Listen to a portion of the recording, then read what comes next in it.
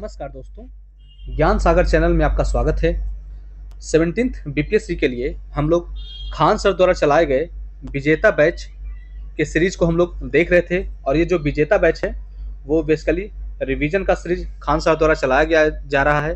और इसी में से हम लोगों ने साइंस का पोर्शन स्टार्ट किया था और साइंस में से हम लोग फिजिक्स के कुछ टॉपिक को कंप्लीट कर लिया था, जिसमें उष्मागतिकी, चुंबकत्व, प्रकाश व रंग, ध्वनि व तरंग, स्पेक्ट्रोस्कोपी, पदार्थ की अवस्था।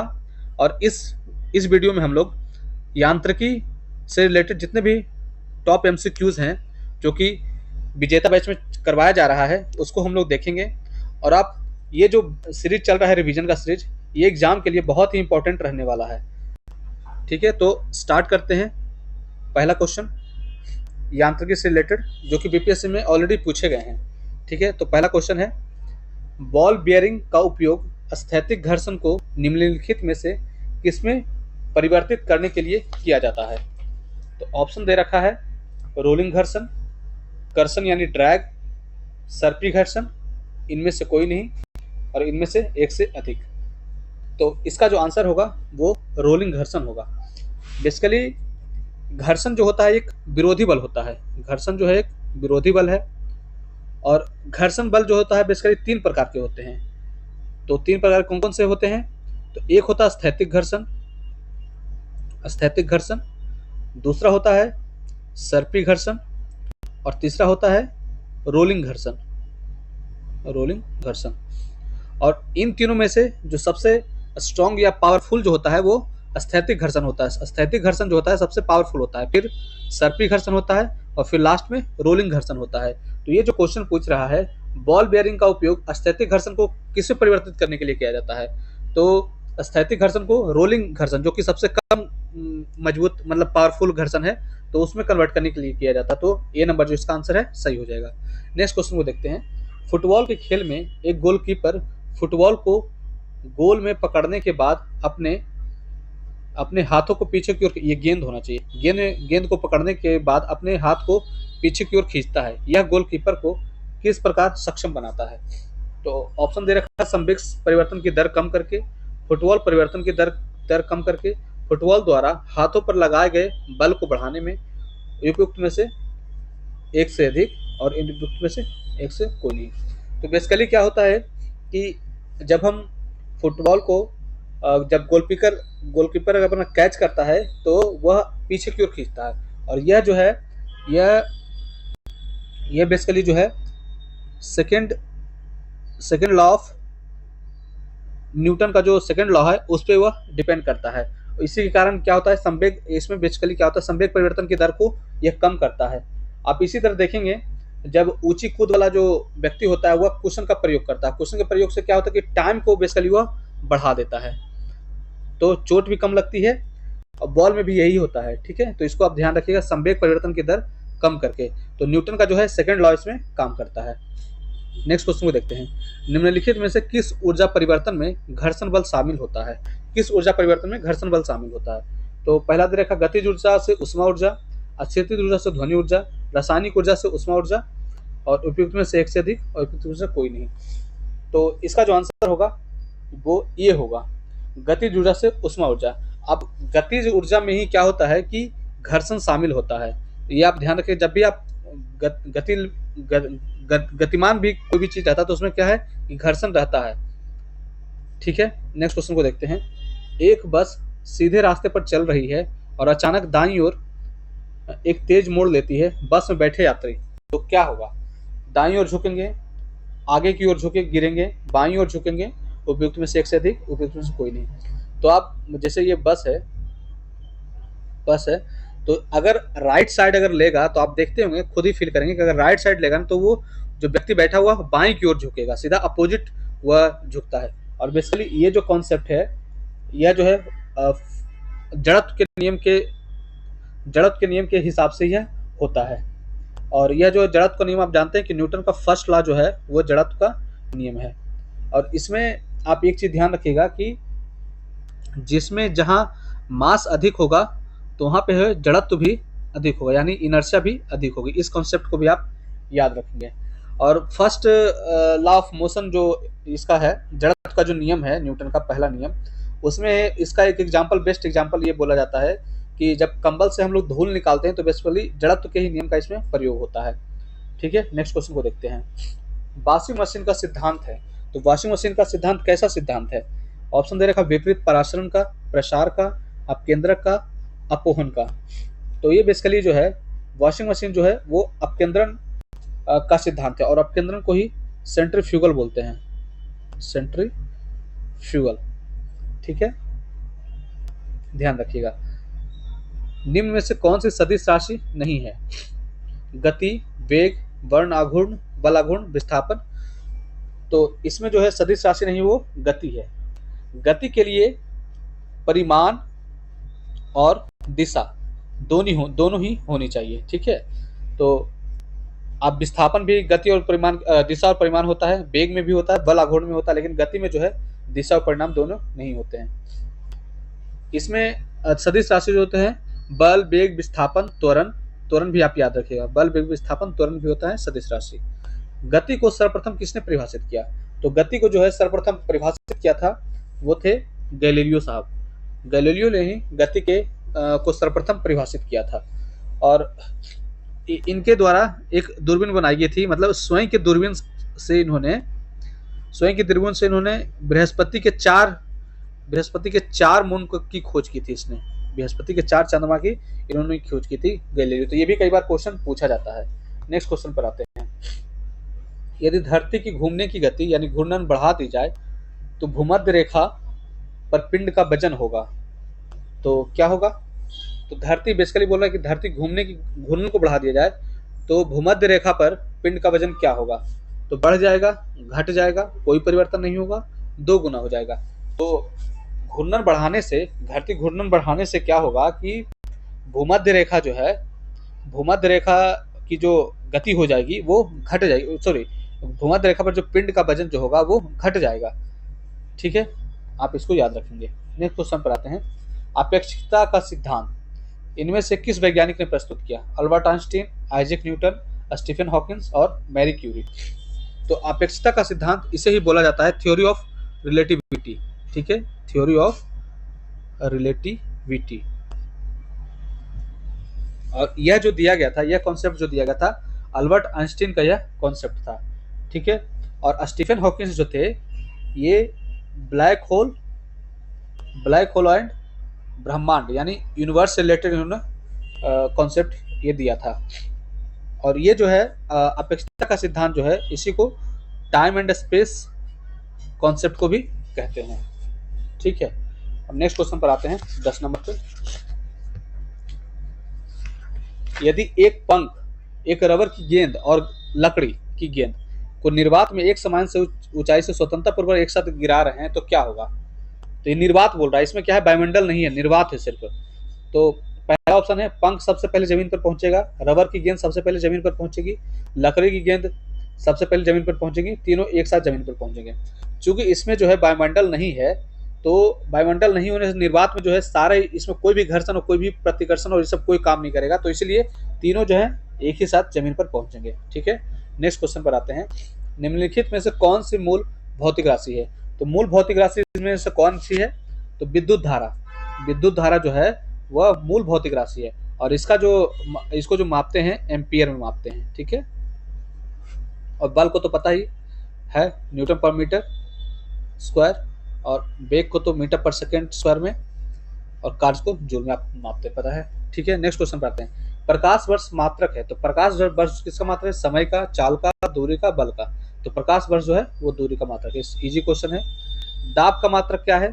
तो दाब का मात्रक आप कैसे निकालेंगे? तो दाब का जो मात्रक होता है केजी पर मीटर सेकेंड स्क्वायर होता है। ठीक है, और आप जानते हैं कि दाब किसे कहते हैं? दाब प्रति एकांक क्षेत्रफल पर लगने वाले बल को दाब कहते हैं। ठीक है, ये भी आप ध्यान रखिएगा।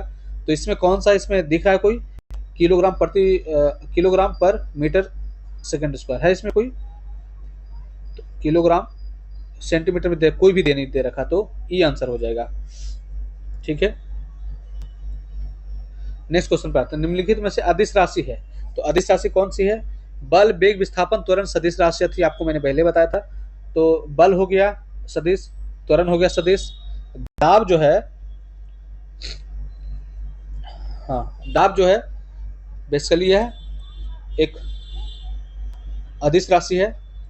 ठीक है, नेक्स्ट क्वेश्चन पर आते हैं। निम्नलिखित में से किस राशि का मात्रक नहीं है? किस राशि का मात्रक नहीं है? तो प्रतिबल, बल, विकृति और दाब। तो विकृति जो है, विकृति का जो है मात्रक नहीं है, विकृति को ही स्ट्रेन बोला जाता है। तो स्ट्रेन में जो है विकृति में मात्रक नहीं होता है। एक वस्तु का भार पृथ्वी की सतह पर 100 mgn आता है, इसका भार चंद्रमा की सतह पर मापने पर कितना होगा? तो आप जानते हैं कि चंद्रमा पर जो भार होता है पृथ्वी के भार का 1/6 गुना होता है। तो चंद्रमा पर कितना हो जाएगा?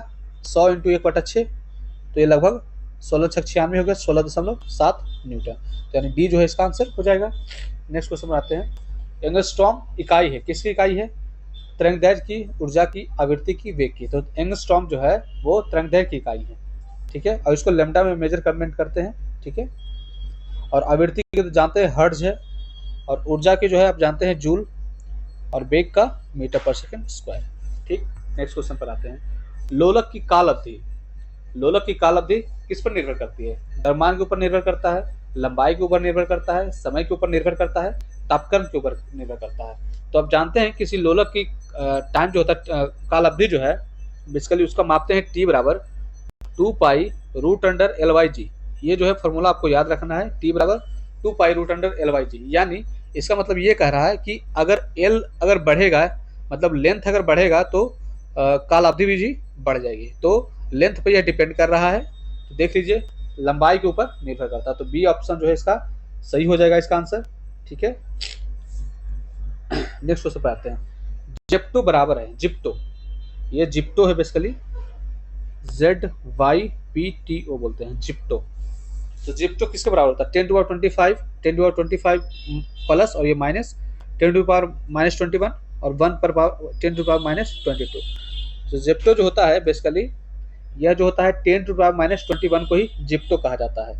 और 10 जो 21 होता है प्लस में, अगर प्लस में 10^21 तो इसको बोलते हैं जेप्टा, जेप्टा बोलते हैं। ठीक है, और इसी तरह कुछ याद रख लीजिए, 10^-24 को योक्टा बोलते हैं, योक्टो बोलते हैं। ठीक है, और इसी तरह 10^+24 को बोला जाता है योटो। ठीक है, इसको याद रखिएगा। अब 10^-9 को तो पता ही होगा आपको, नैनो कहा जाता है, और 10^+9 को क्या कहा जाता है? गीगा। ठीक है, तो इसको भी आप याद रखना है। आते हैं 19 नंबर क्वेश्चन पे। पेंडुलम घड़ी की समयावधि दोलन काल होती है, तो आपको याद रखना 2 सेकंड होती है, आपको पता होगा ये। पेंडुलम की जो घड़ी की समयावधि होती है 2 सेकंड होती है। एक क्षैतिज वृत्त में स्थिर चाल से घूम रहे पिंड के लिए निम्नलिखित में से कौन सा स्थिर होगा? ये बोल रहा है एक क्षैतिज वृत्त में स्थिर चाल से घूम रहे पिंड में निम्नलिखित में कौन सा स्थिर होगा? तो वेग दे रखा है, त्वरण, अभिकेंद्री बल और गतिज ऊर्जा। तो आप जान रहे हैं कि स्थिर चाल से घूम रहा है, तो यह गतिज ऊर्जा का ही कौन होगा? तो गतिज ऊर्जा होगा इसका आंसर। ऑडियोमीटर क्या मापता है? तो ऑडियो नाम से पता चल रहा है, तो इसका ध्वनि की तीव्रता को मापेगा ये, इसमें अब नाम से ही पता चल रहा है ऑडियो। फिर देखते हैं 22 नंबर क्वेश्चन। यदि बल को न्यूटन में और दूरी को मीटर में प्रदर्शित किया जाए, ये बोल रहा है फोर्स को न्यूटन में और डिस्टेंस को मीटर में, ठीक है, मापते ही है। ठीक है, तो किए हुए कार्य को प्रदर्शित किया जाए तो किए हुए कार्य को जूल में मापते हैं, तो ये नंबर हो जाएगा इसका आंसर। अब देखते हैं, ये यांत्रिकी 1 का था क्वेश्चन, अब यांत्रिकी 2 का ये क्वेश्चन है। ठीक है, ये बहुत ही इंपॉर्टेंट टॉपिक होते हैं, ये जो है ना यांत्रिकी, ये इंपॉर्टेंट टॉपिक है, इससे क्वेश्चन आने की हमेशा संभावना रहती है, तो इसको आप अच्छे से करिएगा। अब आते हैं पार्ट 2 में। पहला क्वेश्चन, यदि कोई वस्तु अनंत पर फिसल रही है तो वस्तु की गति क्या होगी? वर्चुअल गति, घूर्णन गति, सरल रेखीय गति, उपयुक्त में से एक से थी। तो ये बोल रहा है कि मान लीजिए कोई ये जो है वस्तु जो है अनंत पे फिसलती जा रही है, तो क्या होगा? ये देख रहे हैं आप, एक रेखीय गति से चल रही है, तो सी नंबर इसका आंसर हो जाएगा, एक रेखीय गति। ठीक है, नेक्स्ट क्वेश्चन पर आते हैं 2 नंबर। प्रक्षेप गति का उदाहरण है। ऑप्शन दे रखा, अंतरिक्ष में छोड़ा गया रॉकेट, फूलों पर मंडराती तितलियां और भौरे, तोप से छोड़ा गया गोला, उपयुक्त में से एक से अधिक। तो ये प्रक्षेप गति को इंग्लिश में बोलते हैं प्रोजेक्टाइल मोशन। Projectile motion. आप जानते हैं कि नीरज चोपड़ा जो जेवलिन फेंकते हैं वो भी प्रोजेक्टाइल मोशन में फेंका जाता है, और ऐसा बोला जाता है कि 45 डिग्री पर यह जो है मैक्सिमम फेंका जाता है। तो इसीलिए ये बोल रहा है कि प्रोजेक्टाइल मोशन जो है ये कैसा होगा, तो जो हम लोग तोप से जो गोला छोड़ा जाता है वो प्रोजेक्टाइल मोशन में ही छोड़ा जाता है। ठीक है, नेक्स्ट क्वेश्चन पर आते हैं। निम्नलिखित में से असंगत युग मतलब कौन सा मैच नहीं है, इसके बारे में पूछ रहा है। तो वृत्तीय गति पहला दे रखा है, वृत्तीय गति वृत्तीय के परितः चंद्रमा की गति, आवृत्तीय गति घड़ी के दोलक की गति, सरल रेखीय गति नदी का प्रवाह, उपयुक्त में से एक से अधिक, उपयुक्त में से कोई नहीं। ठीक है, तो असंगत पूछ रहा है। तो आप जान रहे हैं कि वृत्तीय गति जो होता है कि आप पृथ्वी के परितः ही जो की है चंद्रमा ये घूमती है, तो ये वृत्तीय गति में घूम रही है, तो ये सही स्टेटमेंट है। आवृत्तीय गति जानते हैं कि घड़ी के दोलक की गति जो होती है आवृत्तीय गति होती है, और सरल रेखीय गति जो होती है नदी का जो प्रवाह होता है वो सरल रेखीय गति में ही होता है। ठीक है, तो सारे ही जो मतलब इसमें सारे सही दे रखे हैं, तो उपयुक्त में से कोई भी नहीं होगा इसका आंसर ई नंबर। असंगत युग का चयन कीजिए, मैंने बोल रहा है कि कौन सा युग जो है असंगत है, मतलब कौन सा मैच नहीं कर रहा है। दौड़ते धावक के हाथों की गति आवृत्तीय गति, मार्च पास्ट करते सैनिकों की गति आवृत्तीय गति, लट्टू का अपने एक्स पर घूमना घूर्णन गति, तो ये दे रखा है। तो मार्च पास्ट करते हुए सैनिकों की जो गति होती है आवृत्तीय गति नहीं होती है, बल्कि यह सरल रेखीय गति होती है। यह जो है सरल रेखीय गति होती है, क्योंकि मार्च जो पास करते हैं तो एक ही उसमें सिद्ध में करते हैं, तो सरल रेखीय गति होगा इसका आंसर। ठीक है, बी नंबर इसका आंसर हो जाएगा। नेक्स्ट क्वेश्चन पर आते हैं, कौन सा उदाहरण आवर्ती गति का नहीं है, आवृत्ति गति का नहीं है ये पूछ रहा है। ठीक है, तो देखते हैं ऑप्शन। तबले की झिल्ली का गति व सितार की डोरी का कंपन, मानव रक्त परिसंचन तंत्र वृक्ष की शाखाओं का हिलाना, नदी की धारा का प्रवाह। तो इसमें जो आंसर होगा कौन सा आवृत्ति गति नहीं, तो ये जो नदी की धारा का प्रवाह जो है यह आवृत्ति गति नहीं है।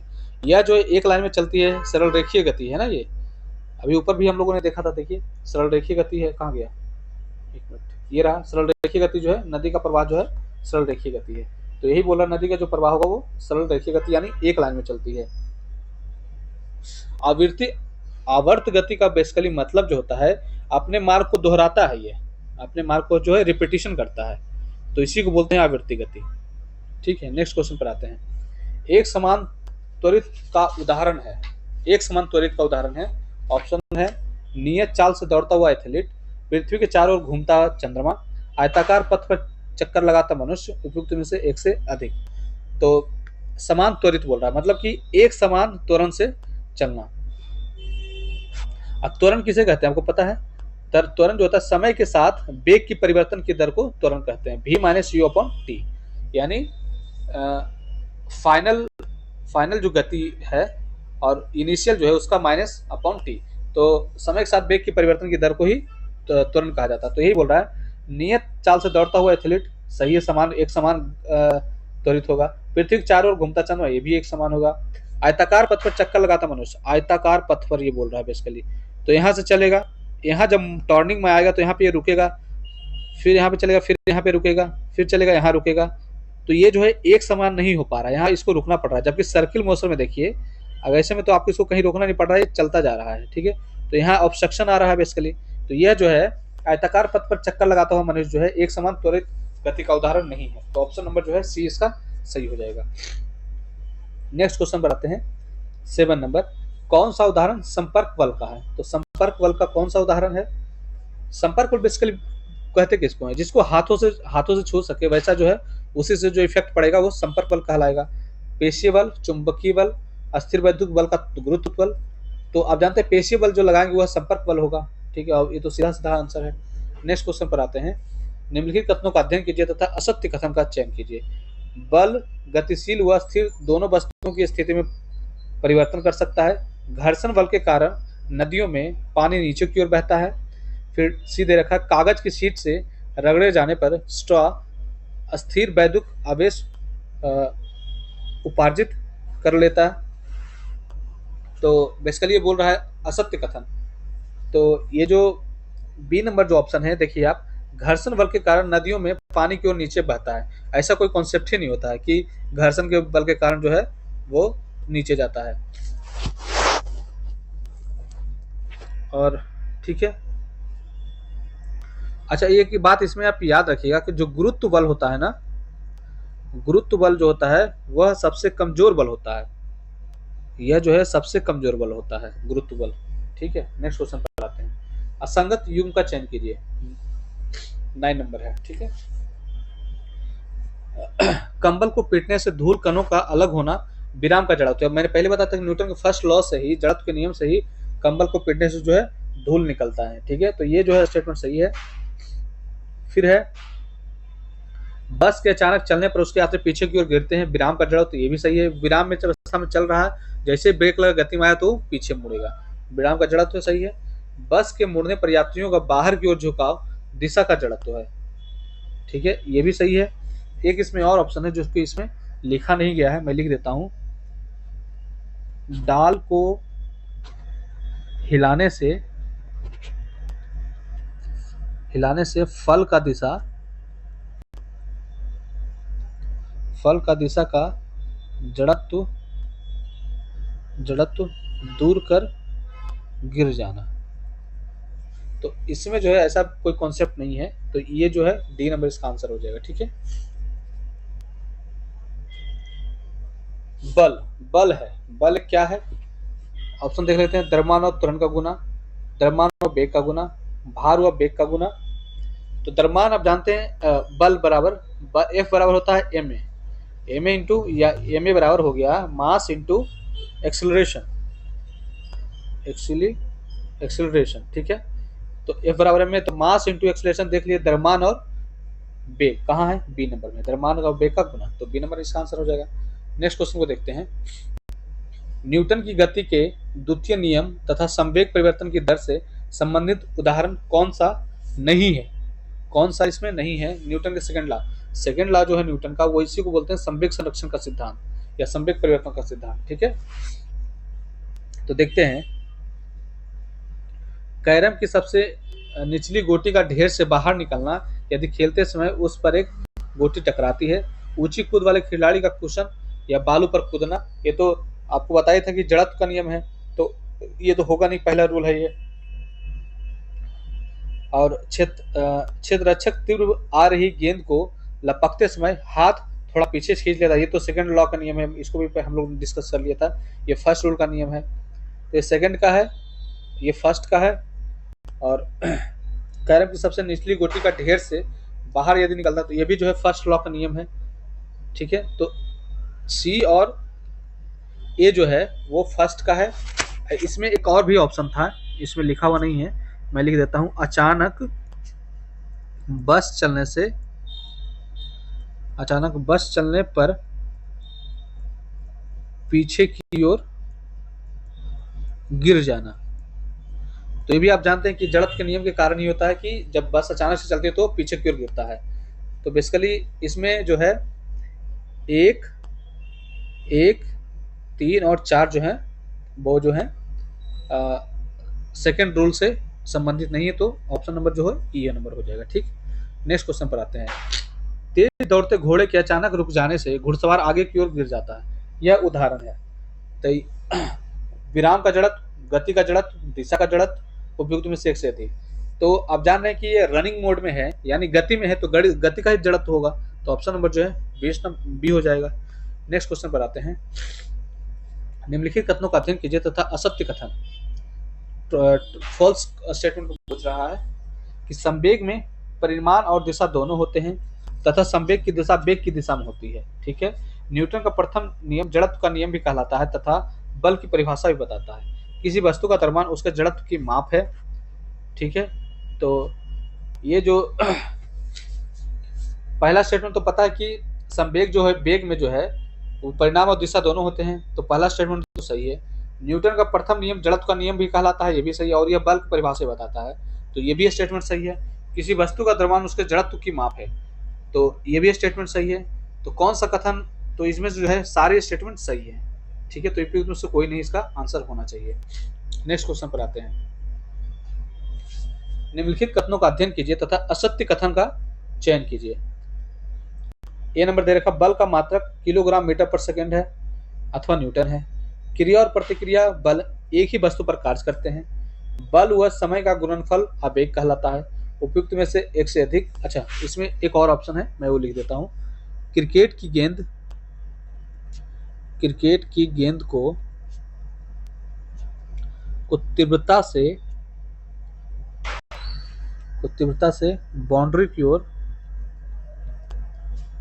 बाउंड्री की तरफ मारना आवेग का उदाहरण है।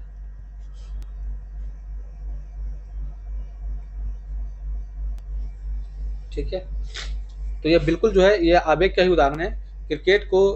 गेंद को तीव्रता से बाउंड्री की तरफ मारना आवेग ही कहलाता है। ठीक है, और ये जो स्टेटमेंट जो है ये गलत स्टेटमेंट है। क्रिया और प्रतिक्रिया बल एक ही वस्तु पर कार्य करते हैं। क्रिया और प्रतिक्रिया जो है अपोजिट वस्तु पे काम करेंगे ना, तभी तो होगा। बी नंबर इसका जो आंसर है वो हो जाएगा सत्य। नेक्स्ट क्वेश्चन बात है, कौन सा उदाहरण न्यूटन की गति संबंधित तृतीय नियम गति करने का है। तो आप न्यूटन का तृतीय नियम जानते हैं कि एक्शन के अगेंस्ट एक्शन, मतलब क्रिया और प्रतिक्रिया एक दूसरे पे लगाते हैं। ठीक है, तो बंदूक से गोली छूटने पर बंदूक का पीछे की ओर जाना, यह स्टेटमेंट सही है। ठीक है, सड़क पर पैदल चलना, मतलब सड़क भी बल लगा रहा है और व्यक्ति भी बल लगा रहा है, ये भी सही है। नाविक का नाव से कूदना, तो आप जानते हैं कि जब नाविक जब कूदता है नाव से, तो आप देखेंगे कि नाव जो है पीछे की ओर जाती है, तो ये भी जो है तृतीय गति का नियम का ही फॉलो करता है। तो उपयुक्त में से एक जो है एक से अधिक इसका आंसर हो जाएगा। तीनों ही स्टेटमेंट जो है सही है। ठीक है, नेक्स्ट क्वेश्चन बढ़ते हैं। 16 नंबर, कौन सा उदाहरण न्यूटन के तृतीय नियम पर से संबंधित है। तो आप जानते हैं कि कोई भी वस्तु और व्यक्ति जब होता है तो दोनों एक दूसरे के, जब दो वस्तु, बेसिकली क्या होता है, जब दो वस्तुएं संपर्क में आएगी ना, तो वह क्रिया और प्रतिक्रिया करेगी, तो और वो जो होगा तृतीय नियम से होगा। तो आप देख लीजिए, मेज पर पड़ी पुस्तक, ये तृतीय नियम का उदाहरण। ठीक है, तैराकी करना भी है, थप्पड़ मारना भी। ठीक है, तो डी ऑप्शन इसका सही हो जाएगा कि उपयुक्त में से एक से अधिक सही है। नेक्स्ट क्वेश्चन पर आते हैं। 17 नंबर, रॉकेट अथवा गैस के गुब्बारे या हॉट एयर बैलून का ऊपर की ओर बढ़ना, तो ये किसका नियम है। तो ये भी जो है गति का तीसरा नियम ही है। ठीक है, नेक्स्ट क्वेश्चन पे आते हैं। कौन सा उदाहरण अभिकेंद्री बल से संबंधित है। अभिकेंद्री बल से संबंधित कौन सा उदाहरण है। अभिकेंद्री बल मतलब हो गया सेंट्रीपिटल फोर्स को अभिकेंद्रीय बल कहते हैं। ठीक है, तो अब देखते हैं इसमें कि साइकिल सवार का वृत्तीय मोड़ पर मुड़ना, सूर्य के चारों ओर किसी ग्रह की गति करना, इलेक्ट्रॉन का नाभिक के प्रति गतिमान होना, और उपयुक्त में से एक से अधिक। तो ये जो सारे जो है ना, ये अभिकेंद्री बल के ही उदाहरण है। बेसिकली अभिकेंद्री बल में क्या होता है ना, कि जैसे मान लीजिए एक घूम रहा है, मान लिया कि ये जो आप देखते होंगे सर्कस वाला जो होता है, वो ऐसे मौत का कुआं जब वो करता है, तो अब ये जैसे इधर चल रहा है ना, तो इधर की ओर अंदर की ओर जो है वो फोर्स लगाता है। ठीक है, तो अंदर की ओर जब फोर्स लगता है तो उसको सेंट्रीपिटल फोर्स बोलते हैं। तो इसे जब साइकिल सवार जो व्यक्ति होता है वो मुड़ रहा है तो वो अंदर की ओर फोर्स लगा रहा है, जबकि सेंट्रीफ्यूगल में जो होता है बाहर की ओर फोर्स लगाया जाता है। तो ये जो है तीनों ही स्टेटमेंट जो है वो सही है। नेक्स्ट क्वेश्चन पर आते हैं। निम्नलिखित कथनों का अध्ययन कीजिए तथा गलत कथन का चयन कीजिए। एक पूर्णतः घर्षणहीन पृष्ठ पर खड़ा एक व्यक्ति सीटी बजाने से स्वयं को गति में ला सकता है। कबड्डी व कुश्ती के खिलाड़ी शरीर पर मिट्टी लगाकर घर्षण को बढ़ावा देते हैं। द्रव्यों और गैसों में उत्पन्न घर्षण को कर्षण कहा जाता है। कर्षण को ही ड्रैग बोलते हैं, ड्रैग। ठीक, तो अब देख लेते हैं कौन सा गलत कथन है। तो एक पूर्णतः घर्षणहीन पृष्ठ पर खड़ा व्यक्ति सीटी बजाने से स्वयं को गति में ला सकता है, सही है।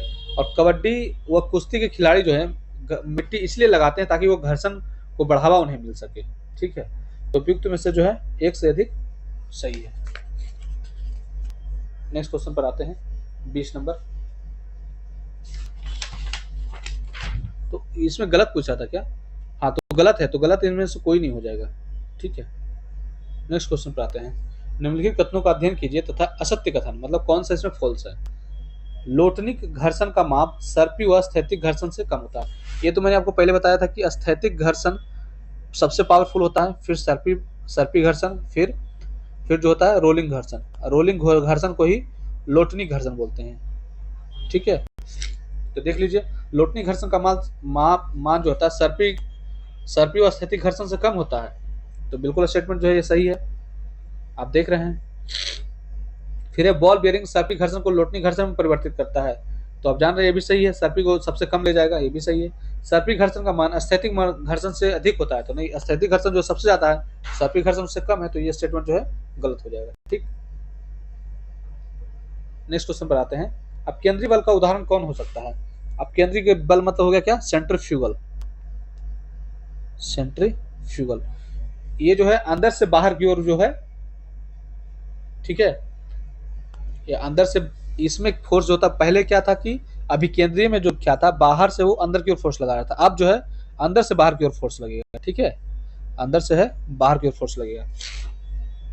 गोलाकार घूमने वाले झूले में घूमते समय बाहर गिरने का भय, तो ये इसी कारण होता है, अब केंद्रीय बल के कारण ही होता है। दूध डेयरी का दूध से क्रीम निकालना, ये भी जो होता है अब केंद्रीय बल का ही उदाहरण होता है। मौत का दीवार तो मैंने बताया था कि ये अभिकेंद्रीय बल का उदाहरण है, ये जो है अभिकेंद्रीय बल का उदाहरण है, ना कि अपकेंद्रीय बल का। तो ऑप्शन नंबर जो है सी इसका गलत आंसर हो जाएगा।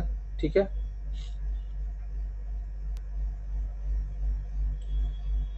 सॉरी मैं कुछ उल्टा उल्टा उल्टा बता दिया हूँ, एक मिनट। अंदर से जो बाहर लगता है वो तो हो जाता है अभिकेंद्रीय ना, अभिकेंद्रीय, और अपकेंद्रीय जो होता है वो बाहर से अंदर लगता है, तो बाहर से अंदर लगेगा मौत का दीवार, तो यही तो सही है। ठीक तो है, ये इसका आंसर हो जाएगा सही। अब केंद्रीय बल का उदाहरण ये सटीक है मतलब, ठीक है, बाकी जो है ये अभी केंद्रीय बल के उदाहरण है। मैं थोड़ा उल्टा बता दिया था स्टार्टिंग में, सॉरी।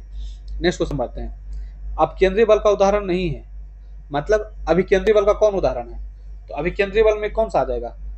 देख लीजिए कि मतलब कि है जो कि सेंटर से जो कि बाहर की ओर वो लगाना, ठीक है, फोर्स लगाना, उसको बोलेंगे। तो आप देख लीजिए ये जो हो जाएगा डोरी से बंधा हुआ जो कण है, ये हो जाएगा व्यक्तिगत, ये जो है अब केंद्रीय बल का उदाहरण नहीं है, यह अभी केंद्रीय बल का उदाहरण है। नेक्स्ट क्वेश्चन पर आते हैं। निम्नलिखित में से कौन सा असंगत युग्म का चयन कीजिए। ठीक है, तीर को धनुष की डोरी से खींचना स्थैतिक ऊर्जा, बिल्कुल सही है। जब तक तीर मतलब धनुष खींचा हुआ है तब तक वो स्थैतिक ऊर्जा है, ठीक है, जब छोड़ देंगे तब गतिज ऊर्जा होगा। कील ठोकने के लिए हथौड़े का एक ऊंचाई पर उठाकर रखना, आप उठाए हुए हैं तब वो स्थैतिक ऊर्जा है, और जैसे ही मार दिए तब वो गतिज ऊर्जा हो जाएगा। तो उठाए हुए है मतलब उठाए रखना, तो एक स्थिति ऊर्जा, तो ये तो गतिज ऊर्जा दे रखा, तो ये गलत हो जाएगा, ये स्थिति ऊर्जा होगा, ये स्थिति ऊर्जा होगा। ठीक है, तो यही इसका आंसर जो है, स्टेटमेंट गलत है, तो बी नंबर इसका आंसर हो जाएगा। नेक्स्ट क्वेश्चन पर आते हैं। निम्नलिखित युग्म में से सत्य युग्म का चयन कीजिए। ठीक है, बहती हवा का झोंका गतिज ऊर्जा, बिल्कुल सही है। बहती नदी की धारा स्थितिज ऊर्जा है, ये तो स्थितिज ऊर्जा है, ये गलत है स्टेटमेंट। बहती तो गतिज हो गया ना, फास्ट बॉलर की स्थिति, जो फास्ट बॉलर तो गति कर रहा तो गतिज होगा, तो ये जो है बहती हवा का झोंका जो गतिज ऊर्जा, ये सत्य उदाहरण है। ठीक है, एक और इसमें ऑप्शन था रोलर कोस्टर का खेल, स्थितिज ऊर्जा। तो रोलर कोस्टर जब ऊपर में एक जगह ऊपर सबसे ऊपर चला जाएगा फिर रुक जाएगा तब स्थितिज ऊर्जा कहलाएगा, लेकिन रोलर कोस्टर जो है वो चलता रहता निरंतर, तो यह स्थितिज ऊर्जा नहीं कहलाएगा, रुकना स्थितिज ऊर्जा होगा, ये तो रोलर कोस्टर गतिज ऊर्जा होता है। ठीक है, तो ये नंबर स्टेटमेंट इसका सही है। नेक्स्ट क्वेश्चन पर आते हैं, 25 नंबर। निम्नलिखितों का अध्ययन की जो असत्य पूछ रहा है। यांत्रिक ऊर्जा वास्तव में गतिज ऊर्जा व स्थितिज ऊर्जा का ही योग होता है, बिल्कुल सही है। मैकेनिकल ऊर्जा बराबर होता है गतिज ऊर्जा यानी काइनेटिक ऊर्जा plus potential energy. Potential energy को स्थितिज ऊर्जा बोलते हैं, काइनेटिक एनर्जी को गतिज ऊर्जा बोलते हैं। तो मैकेनिकल एनर्जी बराबर होता है काइनेटिक ऊर्जा प्लस पोटेंशियल एनर्जी। अब काइनेटिक ऊर्जा बराबर होता है हाफ mv², हाफ mv² को काइनेटिक ऊर्जा बोलते हैं, और वही जबकि पोटेंशियल एनर्जी को बोलते हैं mgh, मतलब मास, ग्रेविटी और हाइट। ठीक है, तो इसमें यांत्रिक ऊर्जा वास्तव में, हाँ, तो ये स्टेटमेंट सही है किसी वस्तु में निहित ऊर्जा का मापन उसके द्वारा किए गए कुल ऊर्जा से ज्ञात किया जाता है। तो ये भी स्टेटमेंट जो है सही है। ऊर्जा ना तो उत्पन्न होती है ना कि नष्ट की जाती है, बस एक प्रकार ट्रांसफर होती है। पहले हम लोग जानते हैं कि ऊर्जा का कभी नष्ट नहीं होता है, एक दूसरे से ट्रांसफर होती है। तो उपयुक्त में से जो है ऐसा कोई भी जो है वो असत्य नहीं, मतलब गलत स्टेटमेंट कोई भी नहीं, तीनों जो है सही स्टेटमेंट है। नेक्स्ट क्वेश्चन पर आते हैं 26। अध्ययन कीजिए और असत्य कथन पूछ रहा है। ठीक है, किसी वस्तु के द्वारा किया गया कार्य वस्तु की गतिज ऊर्जा में परिवर्तन के बराबर होता है, बराबर होता है। ठीक है, वस्तु की चाल बढ़ने पर गतिज ऊर्जा में वृद्धि संभव है। वस्तु का अधिक द्रव्यमान गतिज ऊर्जा को कम कर देता है। और एक इसमें और स्टेटमेंट था कि द्रव्यमान की तुलना में, मैं लिख देता हूं, द्रव्यमान की तुलना में वेग बढ़ा दिया जाए तो गतिज ऊर्जा अधिक बढ़ जाएगी। तो द्रव्यमान की तुलना में वेग बढ़ा दिया जाए तो गतिज ऊर्जा बढ़ जाएगी। तो आप जानते हैं कि काइनेटिक एनर्जी बराबर होता है हाफ mv²। तो अगर आप वेग बढ़ा देंगे तो काइनेटिक ऊर्जा बढ़ जाएगी, मास भी बढ़ा देंगे तो काइनेटिक ऊर्जा बढ़ जाएगी। तो स्टेटमेंट जो है सही है। असत्य पूछ रहा था, वस्तु का अधिक द्रव्यमान गतिज ऊर्जा को कम कर देता है। अधिक द्रव्यमान रखें तो बढ़ जाएगा, ये भी स्टेटमेंट जो है गलत कर दे रखा है। फिर दे रखा है वस्तु की चाल बढ़ने पर गतिज ऊर्जा की वृद्धि संभव है। ठीक है, तो ये कम कर दे रहा था ना, वस्तु का अधिक द्रव्यमान गतिज ऊर्जा को कम करता था, ये स्टेटमेंट गलत है। बढ़ जाता है ना, मास अगर बढ़ेगा तो गतिज ऊर्जा भी बढ़ जाएगी, तो यही स्टेटमेंट तो गलत है। सी नंबर जो है स्टेटमेंट गलत है। नेक्स्ट क्वेश्चन पर आते हैं 27 नंबर। कौन सा बल असंरक्षी बल का उदाहरण है? असंरक्षी बल का उदाहरण कौन है? असंरक्षी को बेसिकली बोलते हैं नॉन कंजर्वेटिव फोर्स। मैं लिख देता हूं, नॉन कंजर्वेटिव फोर्स। तो असंरक्षी बल का उदाहरण कौन सा है इसमें? तो ऑप्शन है स्थिर वैद्युत बल, गुरुत्वाकर्षण बल, विद्युत चुंबकीय बल, और उपयुक्त में से कोई नहीं। ये स्टेटमेंट नहीं है। ठीक है, उपयुक्त में से कोई नहीं। तो इनमें जो है असंरक्षी बल कौन है? तो पहले देखते हैं संरक्षी बल किसे कहते हैं। ठीक है, तब आपको समझ में आएगा। संरक्षी बल वैसा बल होता है जो बल किसी का विरोध ना करे, उसे बोलते हैं संरक्षी बल। तो ये सब जो हैं ये असंरक्षी बल के उदाहरण हैं, ये विरोध करते हैं। ठीक है, तो ये असंरक्षी बल के उदाहरण। तो तीनों स्टेटमेंट जो है सही है, असंरक्षी बल का उदाहरण है। तो ये जो है सारे संरक्षी बल है ना, स्थैतिक, ये सब जो है संरक्षी बल है। और आगे देखते हैं कौन सा संरक्षी बल है। 28 नंबर, श्यान बल, घर्षण बल, गुरुत्व बल। तो ये जो है श्यान बल और घर्षण बल जो है ये जो है संरक्षी बल है, और गुरुत्वीय बल जो है वो असंरक्षी बल है। ठीक है, नेक्स्ट क्वेश्चन पर आते हैं 29 नंबर। शून्य कार्य का उदाहरण है। आप जानते हैं वर्क बराबर होता है एफ एस कॉस थीटा, मतलब एस डिस्प्लेसमेंट को दर्शा रहा है ये, और एफ फोर्स को, कॉस थीटा तो आप जान ही रहे हैं। तो ये बोला शून्य कार्य का उदाहरण है सिर पर भार उठाकर एक स्थान पर खड़ा व्यक्ति, घर्षणहीन चिकनी क्षैतिज मेज पर गतिमान पिंड, पृथ्वी के चारों ओर चक्कर लगाता चंद्रमा, और उपयुक्त में से एक से अधिक। तो शून्य कार्य मतलब हो गया कि जिसमें भी अगर कॉस थीटा जो है, कॉस थीटा मतलब थीटा की वैल्यू जिसमें भी 90 हो जाएगी ना, तो वो जो है कॉस 90 का वैल्यू आप जानते हैं कि कॉस 90 का वैल्यू 0 होता है। तो किसी में भी अगर 0 से गुना करेंगे तो अब इसकी वैल्यू जो है 0 आ जाएगी। तो सिर पर उठाकर बाहर उठाकर खड़ा व्यक्ति जो है तो 90 डिग्री का कोण बना रहा है, तो कॉस थीटा यानी 0 हो गया। ये भी तो ये जो तीनों जो है ना ये शून्य कार्य के ही उदाहरण है। तो उपयुक्त में से एक से अधिक जो है इसका आंसर हो जाएगा। नेक्स्ट क्वेश्चन को देखते हैं, और ये आज का लास्ट क्वेश्चन होगा। निम्नलिखित कथनों का अध्ययन कीजिए और असत्य कथन का चयन कीजिए। ठीक है, दे रखा पहला नंबर, ये नंबर, जब कोई वस्तु किसी चट्टान से गिराई जाती है तब उसकी गतिज ऊर्जा स्थितिज ऊर्जा में परिवर्तित हो जाती है। तो पहला स्टेटमेंट तो गलत है। असत्य पूछ रहा था इसमें कि जब कोई वस्तु चट्टान से गिराई जाएगी तो स्थितिज ऊर्जा से गतिज में बदलेगी ना, ये स्थितिज से गतिज में बदलेगी, ना कि गतिज से स्थितिज में। स्थितिज मतलब होता है कि एक जगह है, अब गतिज मतलब हो गया कि वो रनिंग मोड में हो गया। तो पहला स्टेटमेंट गलत है। अब दूसरा देख लेते हैं, किसी भी निकाय की कुल यांत्रिक ऊर्जा संरक्षित होती है, सही स्टेटमेंट है। नदियों तथा समुद्रों में नाव चलाना गतिज ऊर्जा का उदाहरण, तो ये स्टेटमेंट सही है। ये दोनों सही है और ये गलत है। तो असत्य पूछा था, इसलिए आंसर जो हो जाएगा ये हो जाएगा। तो धन्यवाद दोस्तों, और बचे हुए जो क्वेश्चन है यांत्रिकी के वो अगले वीडियो में मैं डाल दूंगा, और इसके बाद जो है फिजिक्स खत्म हो जाएगा, फिर हम केमिस्ट्री पे चलेंगे। तो धन्यवाद, आप लोग मेहनत करते रहिए।